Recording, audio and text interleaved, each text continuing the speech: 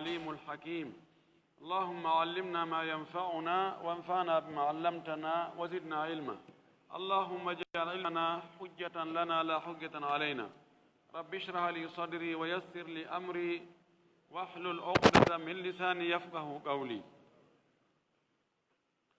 قال المؤلف رحمه الله: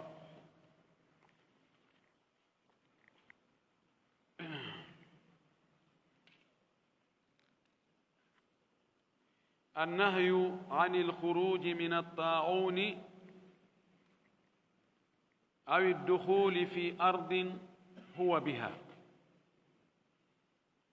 هذا يقول يلتقل ليدي كنونار هنون دوني طاعون كنونار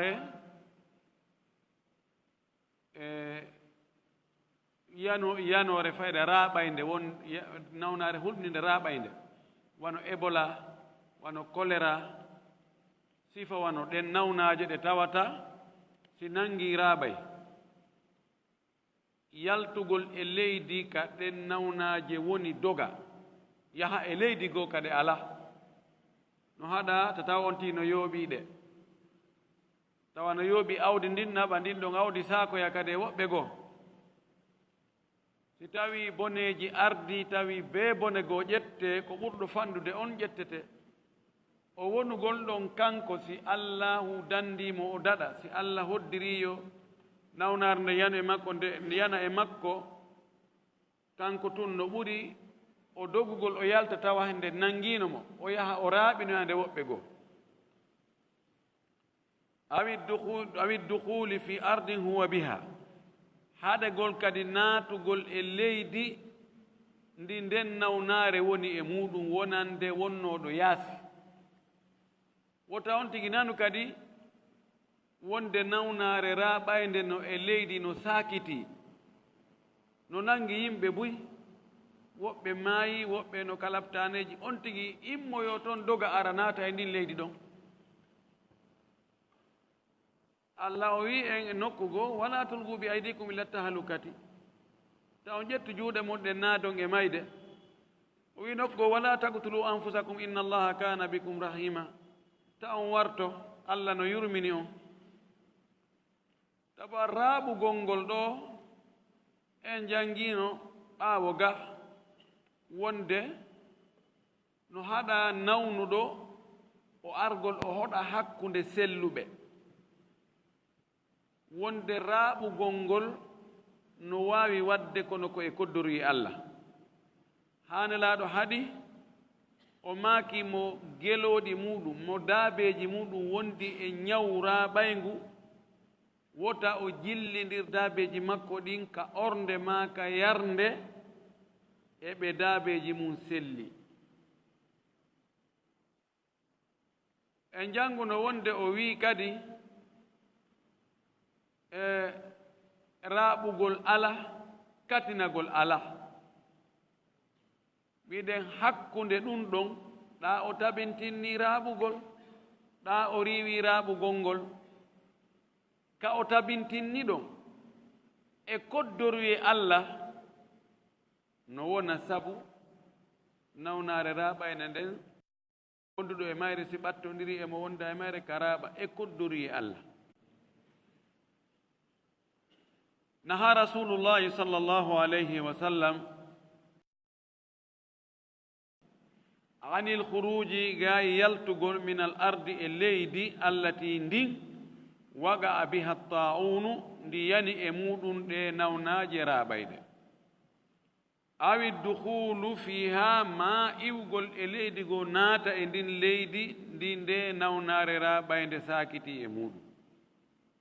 لما في ذلك سبك وني اندر دون من التعرض للبلاء اوي بتنا بين ساكتي امودو اوي بيتي هوري ما اجربو يه سي كودوري الله تاوتي دون نو غاسا نانغ وحتى يمكن حصر المرض في دائرة محددة كادي في يونيو howgol nawnare nden ɓittinande e nder kare hun faaɗu kun happa kun ko si tawi wonɓe nder ton ɓe dogali yalti fiyo nawnare nden nde atake nde howe nde sakke haa ka ɓuri faaɗude beruka nde woni ɗon hara nde diwaali ɗo nde yahoy nokkugo Allah no waɗa sabu hara yimɓe wonɓe nder ɗon ɓen ɓe yaltaali ɗon ɓe yehi wa man an ek sabu hadugol kadi linticharil waba'i sakitagol o waba'u en wiyete ngo waba'u ko arab ani ko nawnaje hulɓiniɗe raɓayde wa huwa ma yu'abbaru anhu bil hajri as-sihhi ko ɗum hande ɓe wi'ata hande konngol kesol wonangol e wowlede fi nden nawnare ɗon ɓe mana nawnaje raɓayde ɗen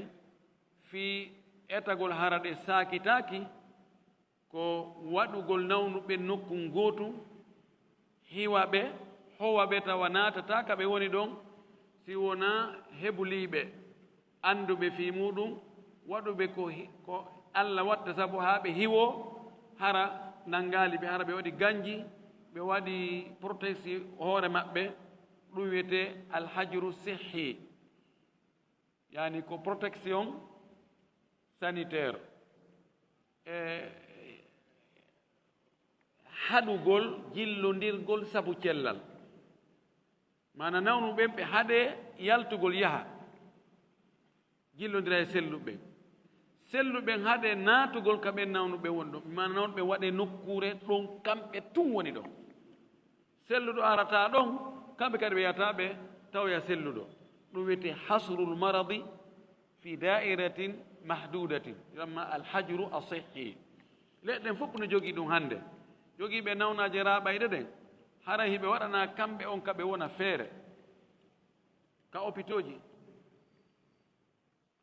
rawa tirmidiyu imamu tirmidi o filli wa qala hasanun sahih o wi kadi konko o filli kon on hadis ɗon himo moƴƴi himo selli imamu tirmidi ɓuri lollirde o mustalaha ɗo hasanun sahih no moƴƴi no selli si en wi sahih huwa hasanun wa ziyada ko fi honɗum o wi hasanun o wi kadi sahih karamo ko ɓe ɓurɓe ɗurde ɓe luttuɓe ɓen ko ɓe wiyata ɓen hadithun hasanu ma ɓen hadithu sahih no anda sahih ala daraja min alhasan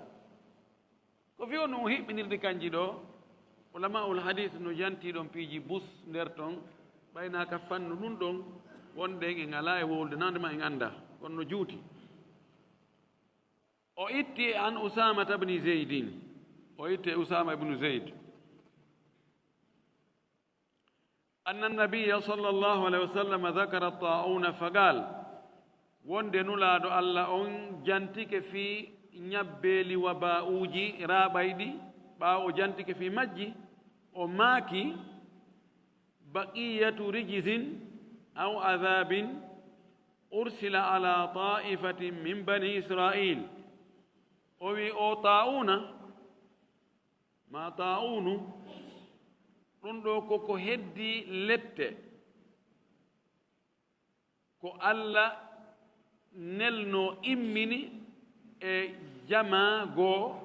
e banu israila yankoɓe salinoɓe ɓen lette ko o lettirno ɓen ko ɗum luttiti batte ɗum woni ɗi ñabbeliraɓayɗi o wi fa ida waqa'a bi ardin si ɗum ɗo yani e leydi ɗum suppitike e leydi ɗum sakitike e leydi on andi wa antum biha tawa hiɗon e ndin leydi ɗon fala takhruju minha taw yaltuka leydi ɗon de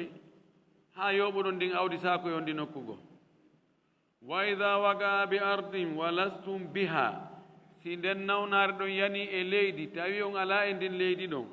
fala tahbitu alayha wota on cippo e ndin leydi ɗon andi jaka précaution ji ƴettanoɗo ɗo ka Ebola ɗo jaka no hawrodiri e l'islamu on de andi nokke libuy on to maati ka aéroport ji ata ɓe windi ɗon waɗi plaque wi jani min rentini on yahugol e ɗe leyɗe ɗo la Guinée, Sierra Leone, Liberia ko nden hitan ɗon nden hitan ɗon mi yahuno Amérique mi yewto mi tawi ngin plaque no windi ɗo molanangi Allah New York ɗo ɓe joɗɗina men noon ko ɓadi leere ɗiɗi hiɓe ekkintinna men ko honno yani ko honno men ndaarirta température amen on e kadi ɓe jonni men téléphone e ndaari kum température ndaari kum e book bimbi ko emen ndaar température on min winda men nodda ɓe min ndaari température on ko 36 c'est normal kiikiiɗe kadi ko ɓe men maɗɗo kum ɗo men ndaara ko kum siiki ka kum maɗɗi haa kum siiki o ko ya yalti kum ndaara ko windi ɗo 34 36 fof haray probléme ala so woni 39 40 aray woni probléme ɗum kadi winda ɗon o waɗa ɗon bimbi kiikiiɗe waɗa da to nodda ɓe nawa ɗo kadi mi ndaari mi tawi hara miɗo e jang balɗe noogay ɓay mene min famodirta e maɓɓe e musidɗo men docteur Balde wonɗo emo gollida e maɓɓe o wi joni min famodira e menen on tumata mi waɗanon compte rendu ɓaawo timmi ɓe addani men lettre félicitation ɓe inni awa min jarni on haara e yiɗon e jang o nawna joni o newnama joni jindugo ka leydi idan ɗo nelaɗo attike ɓe ɗum aɗa maaki si ɗum yani e leydi tawi a ala toon wota dogo yaha o wi habata fala tahbitu hubut ko yiwgol dow cippo ko ɗum wasi an avion ɓeynata nasarati taira ko habatat cipporgol doy manam a sikka illa no anduno aray e zaman tawa yimɓen ko dow iwata ɓe cippo ala kulli nande ma ƴettade ɗo wonde science ma ɗuma kono no wawi famade oɗo hadis on no selli ɗum ɗo no holli wonde ɓiɗɗo adama no teddi no holli cellal no hitti no holli nawnare ko tana ko albalaw no neɗɗo wawi tororde Allah wo ƴetta sabuji ɗin fi yo sellu yo waɗu rentagol dandata koddori Allah de kono noon rentagol no ɓuri ñawdagol rentagol hara barmali no ɓuri haɓɓanelan ɗo yiyanɗan taƴa wa rawa al-Bukhari عن ابن عباس إمام البخاري وفي عبد الله بن عباس أن عمر بن الخطاب رضي الله عنه وند سيدنا عمر أودو خرج إلى الشام ويلتين مدينة وفكت الشام حتى إذا كان بسرغ هوت نكر نوير سرغ لقيه أمراء الأجناد يأبي مدون généraux ɓe armé ɗen umaraul ajnad umara ko jammu amir amiral ɓe ƴetti ɗo amiral admiral ani grade ji ɓurɗi towde ɗin admiral ka maréchal amiral admiral amir koye amir ɓe ƴetti yikkani ko yamirowo on umara ko jam'u amir ajnad ko jam'u jund koneli ɗin jund ko koneli mufradu ko jundi hooreɓe konuli ɗin ɓe ari ɓe hawre makko ɗon wona homɓe abu ubayda tubnu aljarrah abu ubayda honno wiyete abu ubayda ɗon ko jammo wara nden noon goto woni jungo amir ibnu jarrah abu ubayda amir ibnu jarrah wa ashabuhu e ɗimoɓe makko ɓen fa akhbaruhu ɓe yeeti umar kanko umar woni amirul muminin ɓeɗo woni umaraul jundi ɓe wiimo ɓe humpitimo annal waba gadi waga bi ardi shami wonde albala'u waba'u nawnare raɓaynde yani e ndi leydi shami ndi o fokkiti e mum ndi e bolano toon taw yewde qala ibnu abbas wi fagala umaru jaabiɓe o wi ud'u li almuhajirina al awwalin o wi noddanelam fernoɓe aramɓe ɓen fada'ahum o noddi ɓe fastasharahum o diisiniɓe o wi ko on ɗum yiiɗo en fokkiti kono en nani probléme no toon Ebola no toon ko misal tun Ebola on de ko nawnare raɓayde homde kono famora tun fa akhbarahum anna alwaba gadi waqa bishami o humpiti ɓe wonde waba o nde nawnare ɗo yani shami ka fokkita toon ko honɗum wiiɗon faktafu ɓe luutodiri ka pehe fagala baduhum woɓɓe maɓɓe wi kadi harajna li amrin en yaltani hunde wala nara an narjia anhu ɓe wi menen min yiya ye yilto accen nden hunde ɗon hara e hunnali nde ko goɗɗum fokkitande jogii vision e jogii objectif ko yaltanɗen kon min yaali ye yilto hara ɗum ɗon timmali wa gala baduhum yoga e maɓɓe kadi wi ma'aka baqiyatu nnasi wa ashabu rasulillahi sallallahu alayhi wa sallam ɓeyni hey ko camatoyi fayda camato yimɓe ɓen wonduɗa e mum ɗo yani ko suɓa suuta en wondi ɓe nelaɗo ɓen mana kummaluɓe ɓen e staff top on ko ɓe wonduɗa e mum ɗo si a riski gurdam ɓeɗo ko probléme wala nara an tuqdimahum ala hadha alwaba min yi'aya ƴettuɓe naɓayo nde nawnare ɗo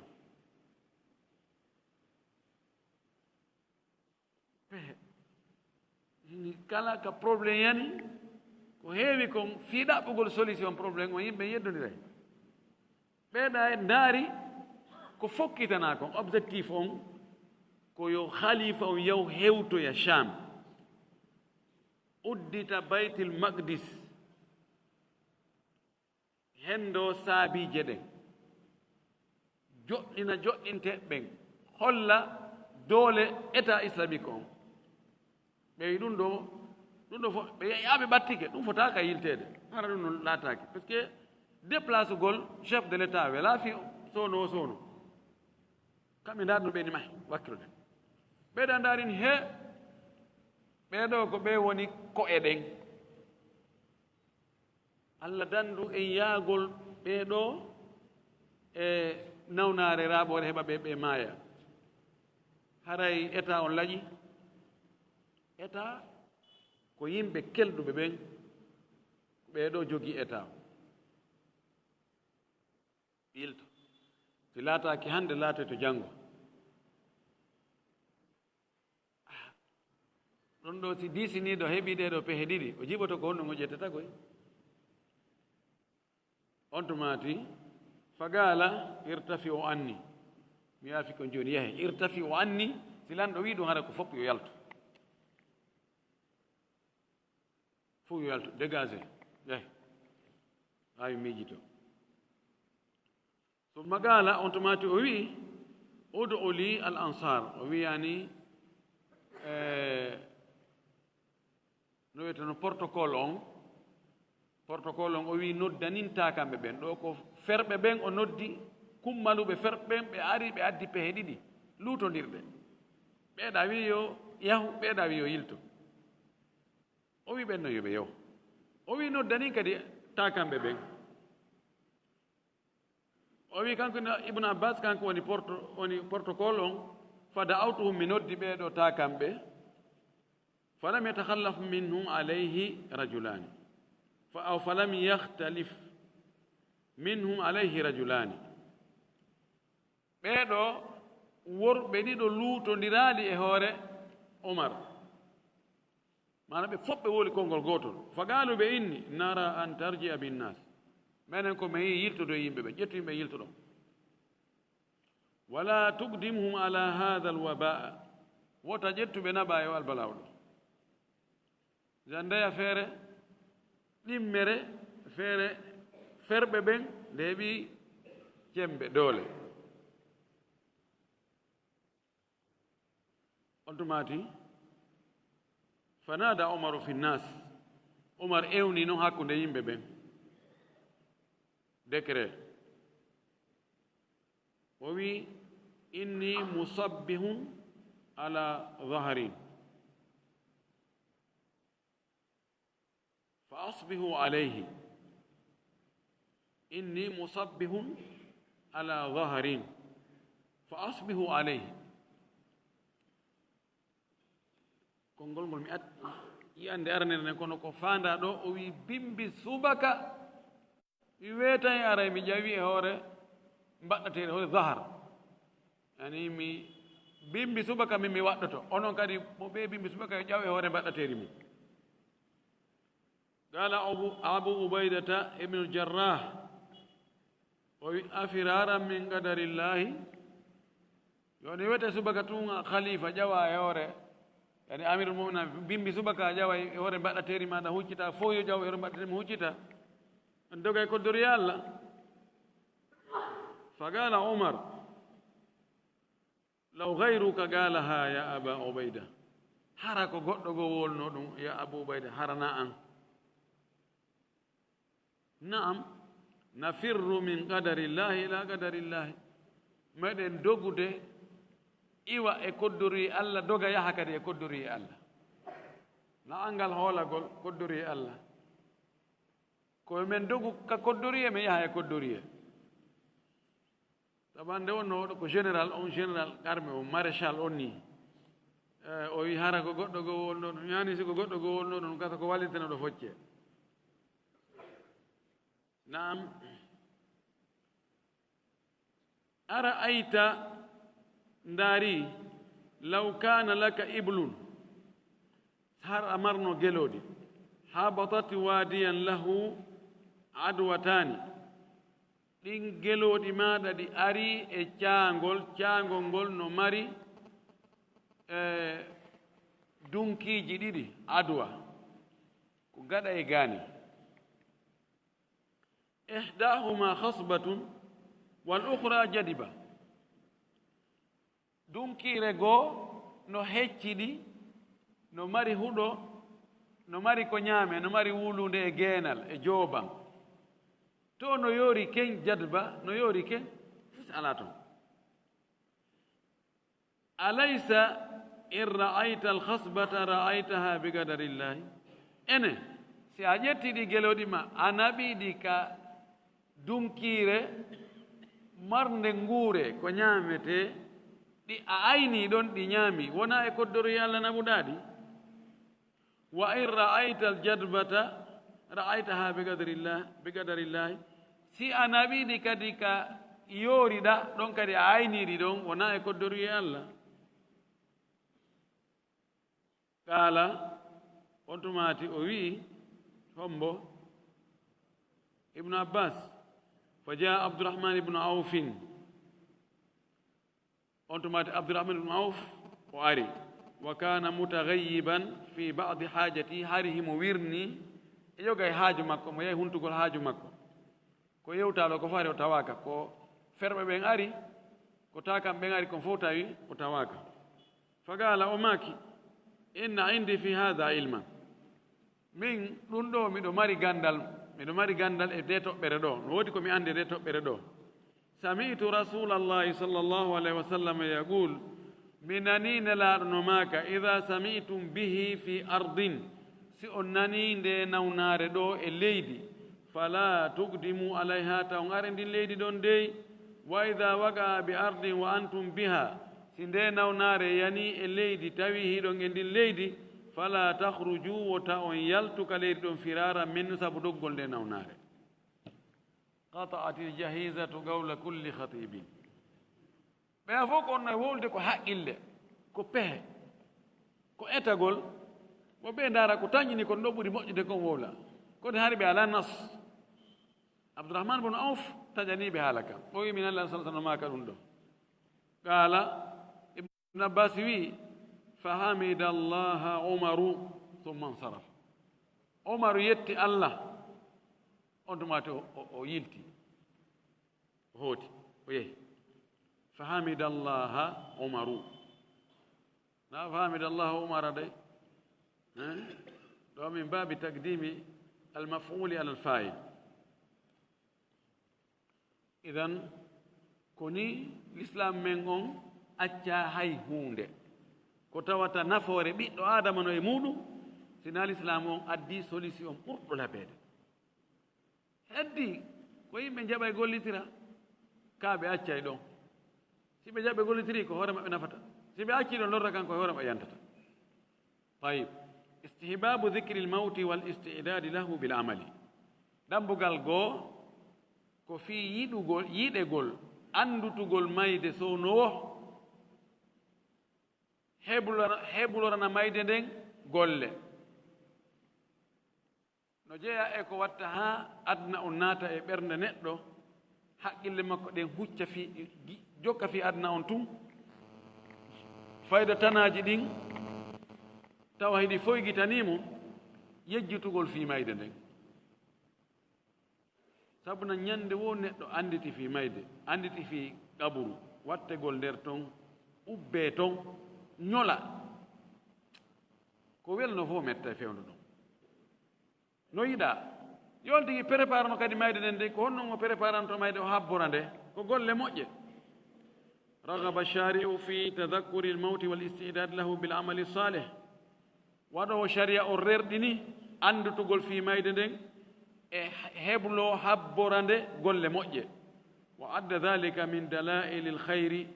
waɗowo sharia on konti ɗum ɗon limi ɗum ɗon wattidi ɗum ɗon wonde koko tindinta tindinoreji moƴƴere si neɗɗo no andita sownowo mayde nden no heblanade kadi mayde nden heblanade golleji moƴƴi ɗum ɗon holli wonde oɗo ko neɗɗo moƴƴo ko moƴƴere kadi woni yeeso makko. fa an ibne umar radiallahu anhu ittama e abdullah bnu umar yo allah weltano ɓen makko e sahaba ɓen fof qala o maaki ataytu nabiya sallllahu alih wa sallama ashira ashratin mi ari ka nelaɗo sallllahu alih wa sallama ashira ashratin e komi sappaɓo sappoɓe ashira ashratin no wiye ashira tisatin sappaɓo jeenayoɓe yani jeenayo min mi watti sappo no wiye ashira ashratin sappaɓo sappoɓe ɗon ka sappaɓo himo naati e nder sappoɓe ɓen no arabu no wowlira noon ashira ashratin miɗo wondi e yimɓe sappo mana komin noon timmintini sappo. fagama rajulu min al ansar gorko e ta kamɓe ɓen madina o immi fagala o wi ya nabiyallah man akiyasu nnasi wa ahzama nnasi wa ahzamu nnasi enene laaɗo allah ko hombo yimɓe ɓen hombo ɓuri ƴoyde e yimɓe ɓen fof ko hombo ɓuri fellude jogade pellital hasme ko pellital hombo ɓuri yani akiyas kayis ko ƴoƴuɗo kala bantejo finuɗo yimɓe fof hombo ɓuri finude hombo ɓuri ƴoyre hombo ɓuri jogade pellital wiyete asmu ko décision eɓɓugol hunde waɗande kadi hombo ɓuri kellude e yimɓe fof telen e cenɗe ɗiɗi ɗo qala nelaɗo maaki aktharuhum dhicran lil mawti ko yimɓe ɓen fof ko ɓuri e ɗiɗo ɗiɗi ko ɓurowoɓe andutugol mayde nden wo wa aktharuhum istidadan lil mawti ko ɓurɗo ɓe heblanade mayde nden on ulaika al akiyas ko ɓe woni ƴoƴuɓe ɓen ko ɓe woni finuɓe ɓen dhahabu bi sharafi dunia wa karamati l akhirati ɓe yaadi e teddungal aduna e teddungal lahara ngal enen sharaf e karam ko gootu fof wiyente ko teddungal ɓe yaadi e teddungal aduna ɓe yaadi e ɓural lahara ngal kadi fof ɓe heeɓi. wa anhu qal ittame makko kadi o wii kanko ibnu umar qala rasulullahi sallllahu alih wa sallam nulaɗo allah on maaki akthiru min dhicri hadimi llazat ɗuɗɗine andutugol taƴoore mbelanji dakammeji tuttinore muynowo no maɗɗinoɗo no muyna no siiɓo dollar ji euro ji faranji vaje e no ƴawa no jolda sirenji no siika potteɓe hewti excellence docteur en ɓe pottitaneɓe weƴƴite ɓanne ko lewñi ko foti ko welata wonki aren tetta ɗum tak ka allam yakun a sikka hande ɗum waɗani inne awa ko fure on ko koor on anditede hebbine anditugol fimayre rawahu tabarani bi isnadi hasani ko tabarani ko filli rawahuma tabarani ɗiɗo batteji ɗiɗi ko tabarani filliɗi ka deftere muɗum e tugorde moƴƴere cheikh albani wi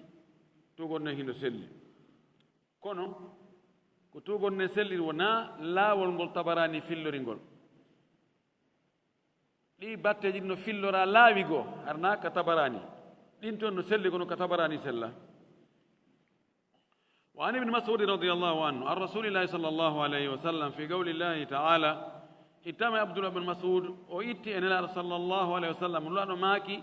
إن قل كونغول الله كاللوي فمن يريد الله أن يهديه يشرح صدره للإسلام كاللوي دو وند مؤلم مويني بيوال مؤلم موي فونغول وو الله ينيي برن مكو دين ينير برن مكو دين في الإسلام قال الله ماكي او آية دو في رغولمو إذا دخل النور القلب انفسح وانشرح سيوني النور جلبيني ناتي برندن أديتو يعني ياجا انفسح فسحة كياجة انشرح شرح فإن كدي ko fonti ɓernde fontonde yaaja قالوا بي هل لذلك من علامة يعرف بها ɓay ko ɓernde nden ga andatako a yiyata ɓernde tawi yaajino joni hari nane hari ko 2 métres longueur 2 métres largeur joni wonti 4 métres longueur et largeur o wi ɗum ɗo yaajugol ɓernde nden si annora naati e mayre nde fontonde yaaja ɗum no jogii mande no andora قال ماكي الإنابة إلى دار الخلود والتنحي عن دار الغرور والاستعداد للموت قبل لقاء الموت وماكي دون نماري ماند نماري نو أنديره هون نو أنديرته أوي كو يلتي تقول الإنابة كو روت تقول يلتي تو إلى دار الخلود فاد قال لوتال قال لك لوتتيتون قال بوما جدين دونك الآخرة والتنحي وقت تقول تنحى وقت تقول عن دار الغرور قاي قال داينه غرور كو جنفا كو داينه كو جوكو غودو سيكا نو كيلدي تاوا كيلدا نو واي جوني غرور نو واي جوني نو غودو فالا نانغول نagge jalluge andi menen ko men yimbe fulawa ko dum men piyata mise ko men yimbe wuro joni hinge jalli ko ya wadu lankal joni faala nabugi ka woddi lannan nan ko ya tamudan yaltina gokku ton ni metta don ton leno lewni koy ko won der do ko na sama kala acci mi jokka ge jokka tamaw yarande wadani jungu ke batto tum wadani ge darto tum banna ge sikka ngento joni ge fokkite tum kadi ge jokke don ha nyobbira seda sata nge fuddi ge dartare ge sattino on to mat banna ko nge talaw no wedi acci mi jokka ko wite hurur gharrahu pottitagol galle ɗayne aduna ɗayne henduɗa ko weli aduna wiyema heeɗum lutta e kori kokku dayni hakkilo ƴokku moytu nde wotere tan wiya kat ko fewno ɗo ko fewno ɗo de on tigi woɗɗito ɗum o wi wal istidad lil mawti qabla liga il mawti e heblanagol mayde nden ko adi hawrugol e mayde nden préparo law adu mayde nden arde o wi ɗiɗo tati si timmi on tigi haray holli wonde annora limanu naati ka ɓernde makko nde yaaji kono si tawi neɗɗo filakara o na haaju makko few adna on himo ngati e muɗum no kumi jon jowi sukkorta njuuri noon tawi fimade ɗum o miijata ko wowlata o miijata ɗum o yalata ɗum few ɗum ɗo kadi ko mande hon ɗum ko mande wonde ɓernde makko nden annora diina kan natali ton few rawahu ibnu jarir tabari fillimo walahu turuqu mursalatun wa muttasilatun yashuddu ba'duha ba'dan oɗo hadith no mari laawi goɗɗi goo ko mursal wiyete mursal ko taabi'ijo wi'a kon laaɗo maaki hara wolani fi sahabaji mo ƴetti juuɗe mum o kono goɗɗi goo no jokkodiri o wi ɓay hiɗi ɗuuɗi goɗɗi sembinay ɗiya ɗi walliniray ɗi tambodiray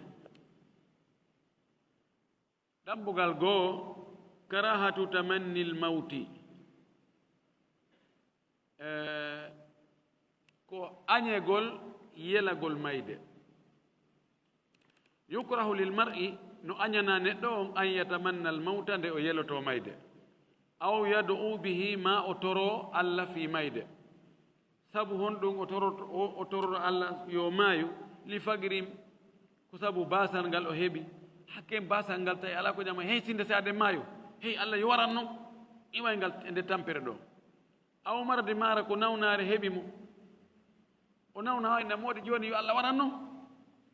aw mihnati mara ko jarrabi e tampere sokkegol e lettegol aw nahwi dalika ma ko nandi e ɗum ɗo lima rawahu ljama'atu sabu ko jama on filli an anasin ɓeytti anas on ɓe woni o jama ko enen ɗo ko on ɓe jeɗɗo ɓen on ɓe woni ɓen sahiba asahihain ɗum ko bukhari e muslim ashabu sunan al arba ɗum ko abu dawuda e tirmidi e nasai e ibnu maja woni jeego imam ahmad wattike maɓɓe woni jeɗɗo ɓeeɗo fof no filli o hadis ɗo ɓe ittimo e anas wonde anas wi anna nabiya sallllahu alayhi wa sallam qal nelaɗo allah o maaki la yatamannayanna ahadukum l mawta li durrin nazala bihi wota yelo dey o addi nuru tawkid wota yelo ko satti goɗɗo e moɗon mayde sabu lorra cippiɗo e makko lorra heɓuɗomo fa in kana la budda si tawi feere ala o woni mutamanniyan ko yeloto lil mawti wonde mayde si tawi o tampi ha tawi joni be o yelo mayde nden falyaqul yo wi'u allahumma ahyini allah wurna ma kanat il hayatu hayran li fannin ko gurnan ɗan ɓuri moƴƴandelam wa tawaffani awa warami kadi noon ida kanat il wafatu hayran li si tawi ko mayde nden ɓuri moƴƴandelam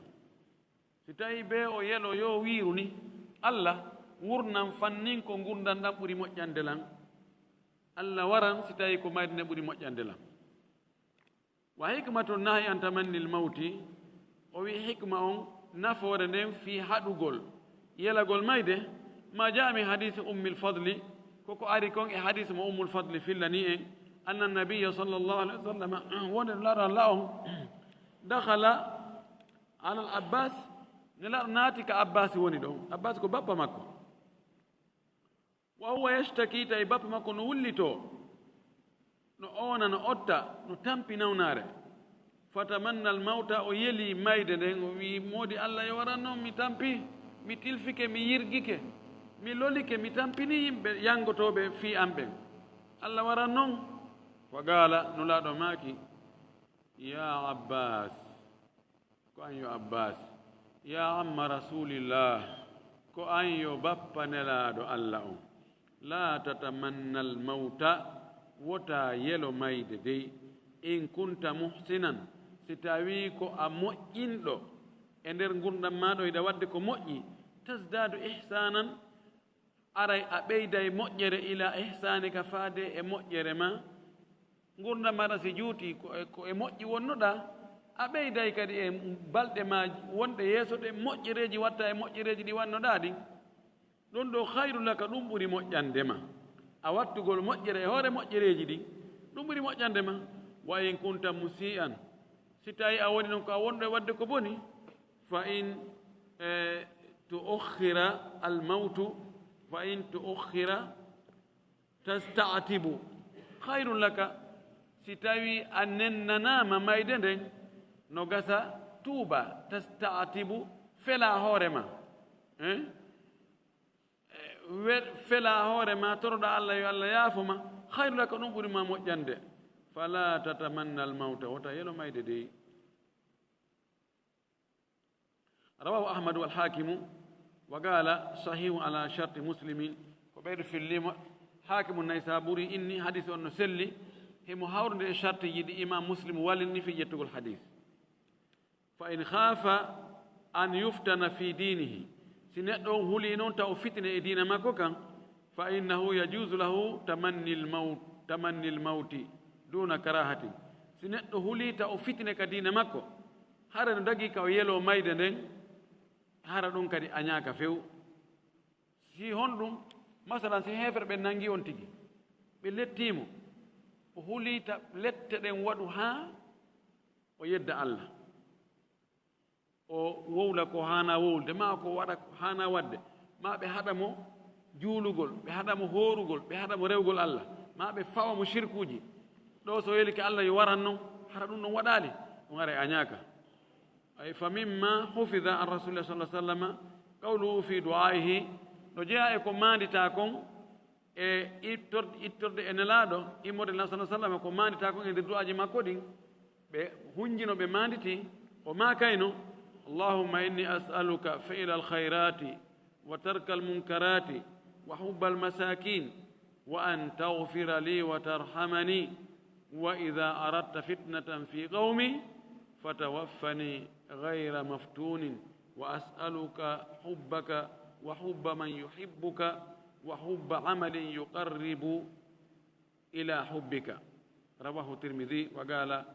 حسن صحيح شيخ الباني وافقه وقال صحيح جاء ما نتاكون كنانا نونلا ندعو وما كاينو الله ميدو توريما gollugol moƴƴereji e accugol añiniiɗi e yiɗugol miskimɓe miɗo toroma kadi nde yaafotoɗaami yurminaami si a muuyi fitingol yimɓe am ɓen si a muuyi cippingol fitna e yimɓe am ɓen allah waran hara mi fitinaaka hara fitna hewta allah miɗo toroma kadi giggol ma e giggol ɓen ɓe yiɗuɗa wa hubba man yuhibbuka allah miɗo torima wa as'aluka hubbaka miɗo torima giggol ma ngol okkoran giggol ma ngol yiɗami okkan kadi yiɗugol ɓe yiɗuɗa ɓen wa hubba amalin yuqarribu ila hubbika allah arsikan okkoran yiɗugol golle tawa ɗen ɗon ɓattinaylan giggol ma ngol mo heɓi giggol allah ara heɓi koy dare ɗo miɗo torima giggol ma ngol e giggol ɓe yiɗuɗa ɓen e yiɗugol golle ɓattinoje lan giggol ma ngol allah okkoren ɗum ɗo wa fil muwatta ari ka nde deftere muwatta hombo walli fi nde imam malik an umar radiallahu anhu annahu da'a itta e umar bnu lkhatab radiallahu anhu ñande go o torike fagala o maaki e nder torare makko nden allahumma kaburat sinni wa da'ufat quwwati وانتشرت رأيتي فاقبضني إليك غير مضيع ولا مفرط بلان بهان كلام بهان دنو سيدي هنو لا إله إلا الله عمر كو لونتي كو خليفة ملامي جل وكالك أوني إذن كو ترتوكم وإني الله duuɓi andin toowi duuɓi andin mawni doole anɗen lo'i ka cellal ngal ɗuuɗa hannde kadi doole anɗen lo'i wantashar ra'iyati ɓe mi halfina ɓen ɓe halfinɗami ɓen yomi aynu ɓen ɓe ɗuuɗi sakitike joni état on ɗuuɗi population ngan on ɗuuɗi citoyen ɓe am ɓen ɗuuɗi joni mi wawata jindugol mi yaha fo mi ndaaramo be ko honɗum woni e wullitade ani nila ko halfindami kon no ɗuɗude doole anɗe mi waawi waɗirde mi danko ɗum ɓen no lo'ude no fandude ɓay duuɓi ɗi no towude allah faqbidni ilayka allah waranno warami gayra mudayin hara nami yeebiɗo ndi gaynateeri an ko alfinɗami ɗo ko wala mufarritin wonami welsindiɗo daare o tori mayde tawi sinda o maayugol ɗum no ɓuranimo edi o yeebugol ɓe o lammina ɓen e hoore muɗum o ronka waɗande ɓe ko lanɗo haani waɗande ɓe o laami ɓen ɗoɗo ɗaɓɓata juutinanegol ka jullere ton hiɓe anndi ko honɗum tana hombo woni ton mbele nduru seeɗa tawata ko yeeran juutuɗo iwtiro e ɓaawa muɗum ara e wela ɓayay mo innama ɗo jooni ñande o ñande o jonnete kilo 5 tewu o ñaama o waɗane nebban nayi o waɗane kala ñaameteeji welɗi ɗin ara bal o naɓete hôtel mo 5 étoiles VIP tawa ko bofe ouvert mana bofe maftou ko kala ñaamete mon tigi faala no woodi bofe ouvert ko ya ar ñaameteeji ɗi neɗɗo anndaɗi adna ɗo ɓiɗɗo adama no ñaama ɗi fof hiɗi woodi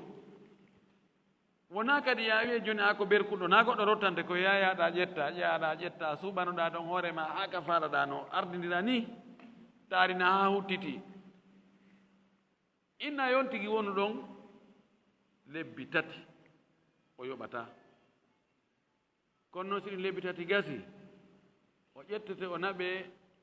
e fuuru ka birediwal ngal wallinote ɗon fiyo ngal ɓendu o walline ɗon na ko ɗuuɗi de ko minute noga pat o yaltine hal yaqbal o jaɓay hombo jaɓata ɗum jaɓata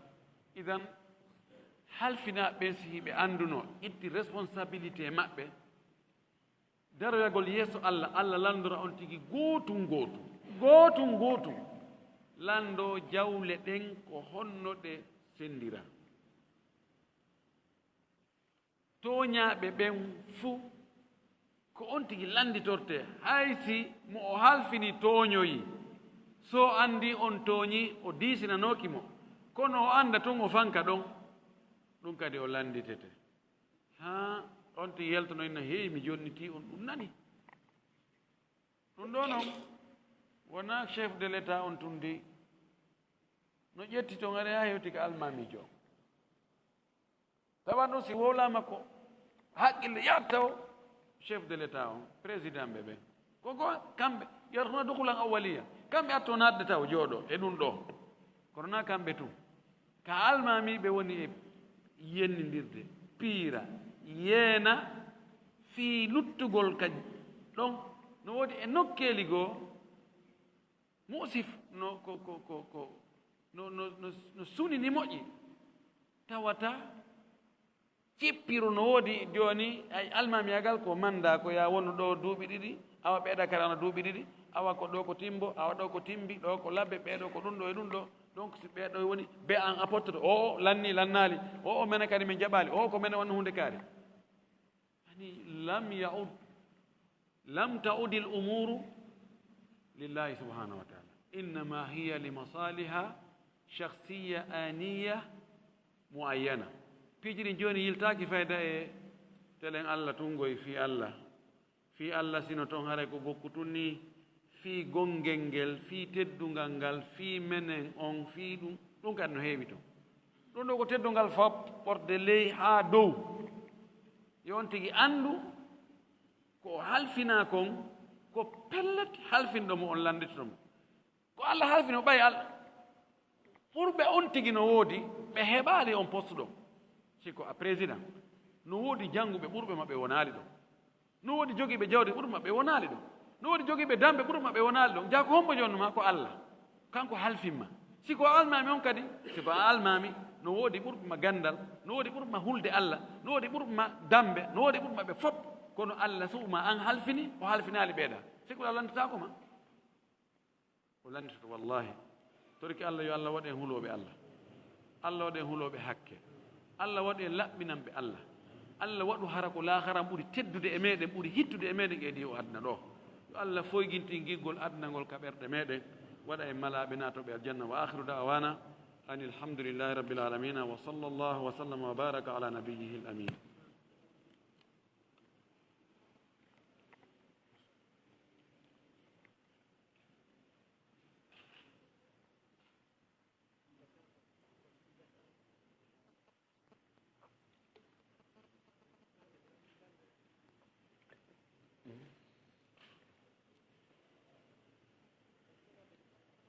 لأن الأول كامل